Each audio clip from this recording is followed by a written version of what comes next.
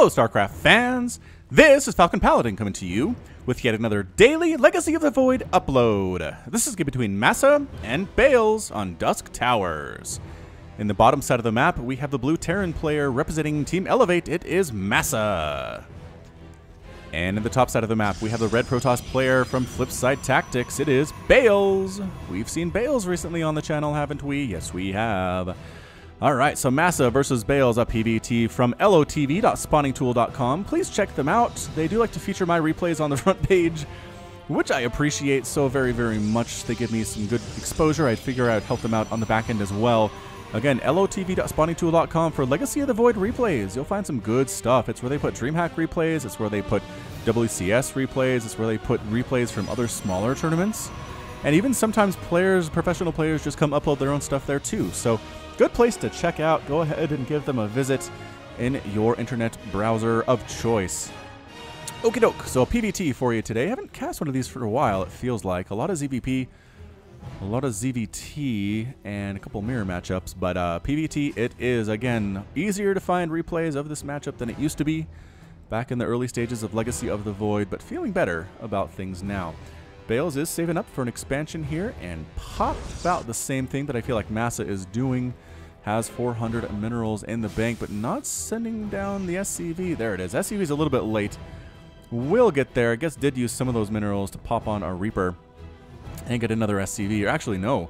Go for the upgrade for the orbital command and then down for the command center. So a little bit later than we usually see, but again, this is a PvT, so maybe its timings are slightly different compared to TVZ. Cybernetics core on the way for Bales, and another pylon too. So now again, the question as usual is, what will the Protoss do after the Cybernetics core? There are so many options, so many choices available to the enterprising Protoss player from Flipside Tactics. We'll see what Bales decides to do. I'm so interested in this. Will it be a Stargate opening? Possibly. He is getting an Adept. That's fine, but you can't just win this thing with Adepts. Not anymore. It used to be a straight Adept could win against Terran, but in this current patch of StarCraft 2, that is not the case. Oh, this is the current patch of StarCraft 2. So Liberators, like the one big difference here is that Liberators do less damage to non-light units in the air. So it used to be just straight up damage against everything in the air. Now they do the 7x2, which is 14 versus light, but I believe it's 5x2. Reaper does take down a probe. 5x2 against non-light units, which does help quite a bit, as Liberators used to be the answer to everything from mutas to carriers to battle cruisers, which was insane. Adept gets a shot off. KDA charge dodged by both entities here. Adept decides to head back home to play base defense and send this guy out to see just what's up. Recognizing, oh no, did finish that transfer.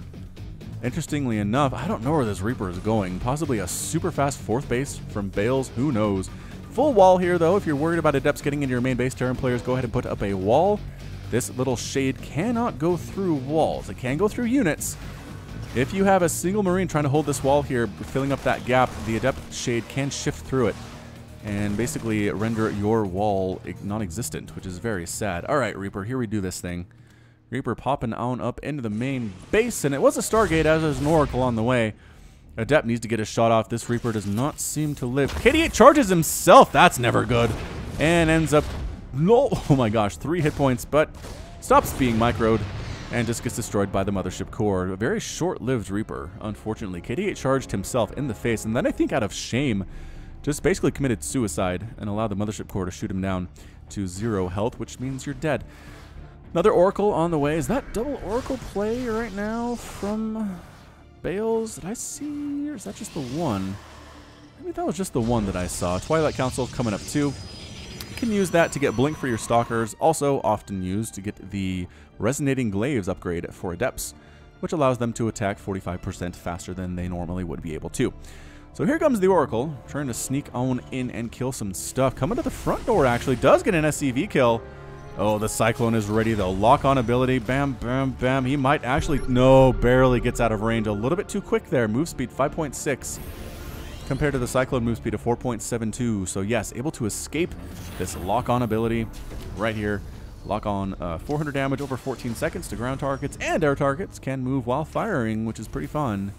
Once again, good against drops and things like this. Couple more workers die. Oracle really trying to pay for itself at this point. Has killed 4 SCVs.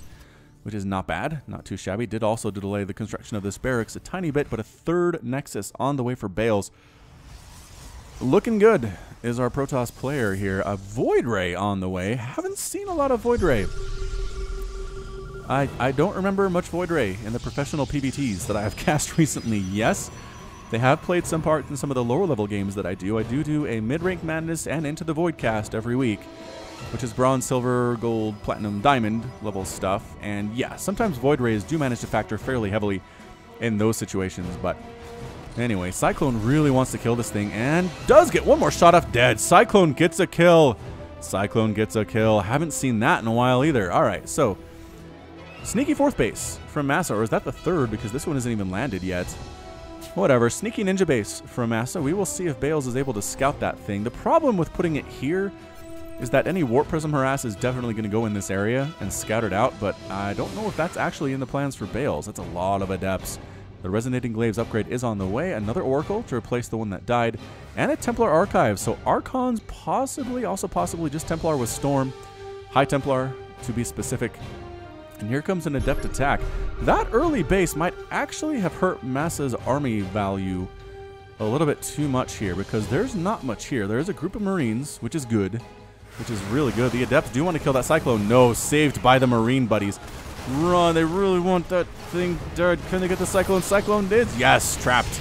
Good force field here, and just going to get some shots off, killing more and more SCVs. This base is completely locked down, but Bales did not know, unfortunately for him, about the sneaky ninja base. Good scout there with the shades, killing more SCVs. Why are there more SCVs down here? I don't know. Another one going to die. And another one too. Is that a bad rally from MaSa? MaSa, be so careful. Be so careful with this thing. Barracks.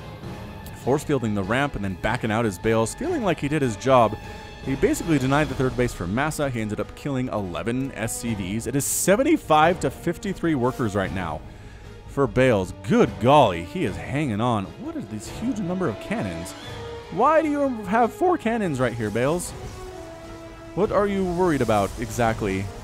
I mean, fairly good against Marines, at least before they get upgrades, but Oracle trying to do some stuff. Did get 5 kills actually back here, which did actually prompt MaSa to throw up a missile turret, unfortunately for him. And yeah, that's 16 dead SCVs. I guess that number does count the Oracle kills and not just adept kills, but they did kill a good number on their own. Yep, Storm on the way for Bales, and a Fleet Beacon coming up. Are you going Carrier? Are you going Tempest here? What is that for? I just don't feel like either of those are good against this mass Marine strategy that MaSa's trying out. What else is MaSa doing? Some Marauders, getting +2 infantry weapons, getting Combat Shield, and it is Tempest from Bales. I assume Bales is just assuming Liberator, which I don't think that's the case. From MaSa, no sign of Liberators. A lot of medevacs more on the way. This Tempest play by Bales might be his downfall. So here we go. Pushing right on up. Good splits on the Marines. Well done, actually, by MaSa. Catching some of the units in a stasis ward. That's fun. Actually removes a bunch of Marines and a Marauder from the play. Big old Storm, too. This is not looking good. If MaSa wants to go straight bio here, he might be in trouble if there's Storm available. So waiting for these units to come out of stasis. MaSa's trying to time it so he can attack with them. And there it is. Big old Storm on that right side. Everybody that comes out of stasis is dead. Pick up and a boost out. MaSa is forced to retreat and forced to go on home. More and more cannons. I haven't seen this many cannons since like a Lobby Silver League game where somebody was in love with cannons against a Zerg, I believe it was. But alright, so Bales is, I think, using cannons to stall until his Tempest ball is big enough. I guess Tempest can also be used to snipe down medevacs from a distance, which is fine. Killing medevacs is also super important in PvT. Actually, in anything, ZVT or PvT, you do want to kill those medevacs. The more there are, the bigger a problem it is in trying to kill these bio balls. Some Widow Mines mixed in here too. I guess the detection from the photon cannon is going to help a lot with that, and might just bypass the cannons entirely and try to drop up here, try to drop back here. More cannons down here though. That's a lot of cannons. Where's my structures tab? 13 cannons has made Bales, and I worry. I worry about how this is hurting his army size and stuff. So here we go. Void Ray actually going to be used to great effect, taking down something here. But running really fast is the medevac, running directly into some cannons. Feedback possibly used. Storm instead. Storm on the landing zone. Another big storm there. That's a lot of dead units. The cannons are dying, but getting shots off here too. Void Ray from the sky saying, goodbye, Marauders. Thank you for coming. You're completely gone. More feedback being used and flying over the cannons. Ouch. Ouch. So the cannons might have paid for themselves right there. A couple cannons there dying immediately. Widowmine shots getting off. Did they just kill some Warping and Tempest? Was that what that was? Oh boy, big old storms again on the Marauders. Not as good as they are against Marines, but still fairly handy. There's a lot of adepts there. 175 to 142 total supply. There's the Liberator. All right, so MaSa is going Liberator here. The Tempest, can they four-shot a Liberator? No, looks like about 7 or so. Adepts trying to hold their own against this big group of Bile. +2/+2 on those guys. Adepts with +1 attack on their own. Not quite keeping up in the upgrade count. Another Widowmine shot. Widowmine shots, I think, just hit the Archon and the Tempest. Not the greatest targets in the world. Big old storm forcing everyone back there as well. Sneaky base is really serving MaSa well. To this point, carrier mixed in, carrier production, 3 carriers at a time.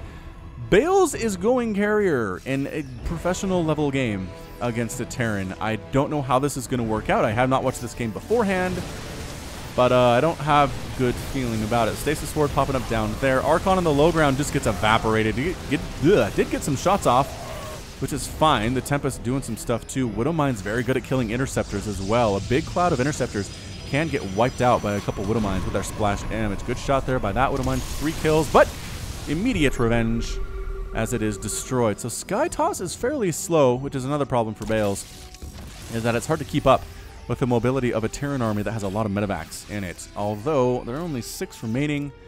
7 have died so far, so Bales has done a pretty good job in keeping that out. Continued production. Look at this stream of Marines, Marauders, Widowmines, a 4th base on the way here too. The carrier ball really needs to make this thing work. Big old storm, and the storm combo might be enough. These interceptors really want to kill that medevac, and they do get it. The last interceptor takes it down, so every medevac that dies, once again, Bales feeling good about it, and getting a mothership too, converting this mothership core into a mothership just for the cloaking. Really, I mean, I guess it can attack on its own a little bit harder than mothership core can, but not much else is different here. Templar with enough energy to storm? No, not enough to storm. Sniping down that 4th base would be huge for MaSa, but he's coming right for an attack into the teeth of the Protoss army. Widowmines do get some shots off there too, desperately trying to do this thing with the interceptors, chasing everybody down. Widowmine shots want to fire, but there it is. Just can't quite get a lock on anything long enough to actually shoot, and then they did. Do you have observers with this army? Where are your observers? Units tab says no observers. Did he skip robotics facility? Is that what this is? Were those cannons for detection? Oh, you can't skip robotics facility. All right, here comes a big swarm of Marines and Marauders with +2/+2. That Nexus dies immediately. Completely dead, but losing some units in the process. I just don't know if it's enough to make up for it for Bales. Tempest shots chasing everybody down, killing some units. The carrier swarm doing fairly good at weakening some things. A few Vikings trying to make it happen, but the carriers get some revenge on that early, in my estimation. Another good storm. A lot of dead Marauders there. I don't know. I really don't know. Army size about 5,000 for the Terran, about 10,000 or so. Ooh, for Bales, you need observers, man. Okay, he's making an observer now. All right, I can see it. Observer on the way. Carrier ball looking good. +1 attack, +1 shield, and +1 Protoss plating for those sky units too. +3 air weapon. No, +1 air weapons. That color just threw me off. +1 air weapons. Oh, no, that is +3. Why did that say air? That's air. That's ship. Whatever. I don't know what I'm looking at. +3 infantry weapons. Finishing now for MaSa. I was right in the first place. And a big, big army here threatening this 4th base. Nice storm. The Vikings are trying to kill everything. Trying to kill a carrier. They do get one. Pretty good splits here, too. Focusing down to that mothership core. Not long for the world, but the storms are awesome. This Archon with 2 kills already, forcing a full retreat from MaSa's unit. Yes, the Vikings are still alive, but splash damage and storm on top of all of them. They're not very healthy at this point. They might actually lose that. The carrier's going to chase them down, and not quite enough to kill those 2. But you still have a Protoss army right at your front door. Not using that cloak quite yet. There we go. There is the cloak continuing to make carriers, making a warp prism as well here as Bales. Goodbye refinery, as it does burn down. And unfortunately for Bales, again, he doesn't know about this base. Bales Scout that thing. Nope, does not know it's there. Feeling very good about himself, right? Feeling super good about himself that he took out a base here in exchange for losing this Nexus. Back on down here, this Widow Mine with 11 kills. I don't think Bales knows that one's there either. These finally get cleaned up. These Widow Mines do die thanks to the support from that Observer, which I assume is mixed in here somewhere, but it's kind of hard to see. Yeah, it's on the screen. I just don't know where. Oh man, another Widow Mine shot. Really, Bales? Ooh. 13 kills there. That is 35 SCVs killed, 27 probes killed. Coming back in for round number 2 is Bales. Really wants to kill this base, really wants to kill this base. A small drop up here of some Marines. Cannon might get rid of that medevac. Nope, not quite enough to do it. Single carrier enough to kill this thing, and medevac dies. Having air is so good against medevacs here. Archon with 5 kills, fighting against a Marauder, and is being slowly whittled down. Still alive.